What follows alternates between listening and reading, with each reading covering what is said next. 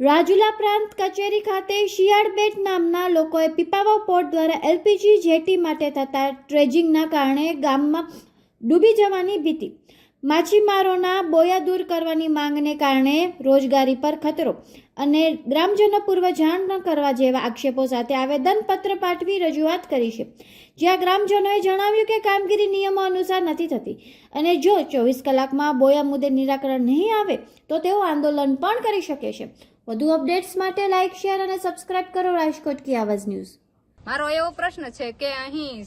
Pipavav પોર્ટમાં dredging કામ ચાલુ છે, તેના નુકસાનના કારણે શિયાળબેટ ગામ બહુ નુકસાનમાં, બહુ વધારે પડતું નુકસાનમાં છે, તો એના પ્રશ્નોનું સોલ્યુશન થાય અને નિવારણ આવે તેવી આપશ્રીને મારી વિનંતી છે। મુશ્કેલી તો એ પડે છે કારણ કે જે લોકોને નેટ બોયા છે એને તોડી નાખેલા છે, એનું નુકસાન થયું છે કે એને રોજીરોટી ભાંગે છે, પ્લસ પાણી ખારું ગામનું થઈ જાય છે અને શિયાળબેટને ફરતે દિવાલ જે કોઈ છે તેનું નુકસાન થાય છે કે પડી જાય છે। 2-3 વર્ષની અંદર ગામ પણ બે ભાગ થતા વાર નહીં લાગે, તોફાન આવશે,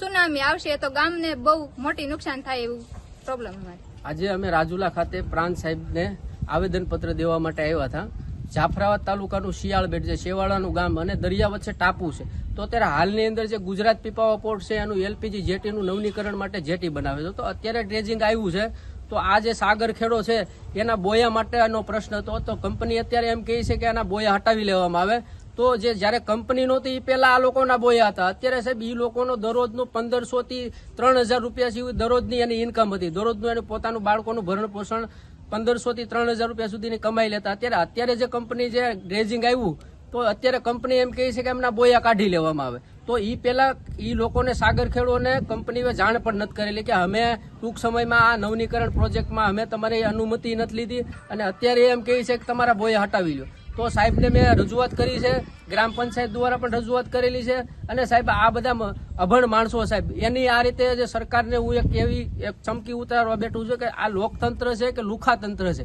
સાહેબ। આજે લોકતંત્ર હોય તો લોકોને જાગૃત કરીને ગમે એ કંપનીની પરમિશન અથવા ગમે એ અન્ય કામ જે કઈ સરકાર કરતી હોય સાહેબ લીગલ રીતે કરતી હોય તો આવા લોકોને બચારાનો ભોગ ન બને। અત્યારે ભૂખ્યા અને તૈરા છે એ લોકોએ છેલ્લા 4-5 દિવસથી પણ અન્નનો દાણો પણ એનો ત્યાગ કર્યો છે કે અમારા બાળકોનું ભરણ પોષણ અટક્યું છે। અમારી માંગ એવી છે કે અત્યારે તાત્કાલિક ધોરણે જે આ બોયાનો પ્રશ્ન છે સાગર ખેડૂનો, એ જો પ્રશ્ન ઉકેલવામાં નહીં આવે તો અમે અહીંયા આંદોલન ઉપર ઉતરશું ને સાહેબને અમે ઇન્ટિમેટમ પણ આપ્યું છે 24 કલાકની અંદર આનું નિરાકરણ નહીં આપે તો અમે અહીંયા લીગલ પરમિશન લઈ અને અમે ધારણા ઉપર બેસું।